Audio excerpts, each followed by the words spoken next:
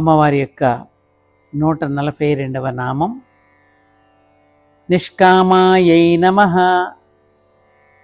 నిష్కామ అంటే ఏమిటి? కామము లేనిది అనగా ఏ కోరిక లేనిది. ఇప్పుడు ద్రవ్య వస్తువుల మీద గనక మనస్సు నిలిస్తే కామం ఉద్భవిస్తుంది. కోరబడేదాన్ని బట్టి అల్పకామం, మహాకామం అని 2 రకాలు ఉంటాయి. దుఃఖానికి దారి తీసేవి, అవి తీరిన తర్వాత ఇంకా ఏవో కావాలనిపించేవి కూడా అల్పకామాల కిందకే వస్తాయి.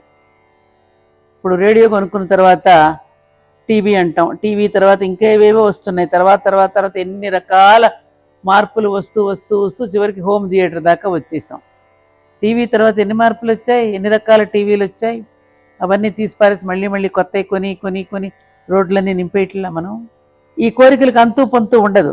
ఏదో అంటారు, కోరికలే గుర్రాలైతే భిక్షకాళ్ళు రౌతులు అవుతారని. అలా తన కోసం, తన వారి కోసం మాత్రమే పరిమితం అయ్యేవి కూడా అల్పకామాల కిందకే వస్తాయి. అది తప్పులేదు. సాధారణంగా మనకుండే కామాలన్నీ కూడా ఈ తరగతికి చెందినవే. ప్రళయం అయిన తర్వాత సృష్టికి ముందు సృష్టిద్దామన్న కోరికను మహాకామం అంటారు. అందుకే ఈ మహాకామం కలిగిన వాడే మహాకామేశ్వరుడు.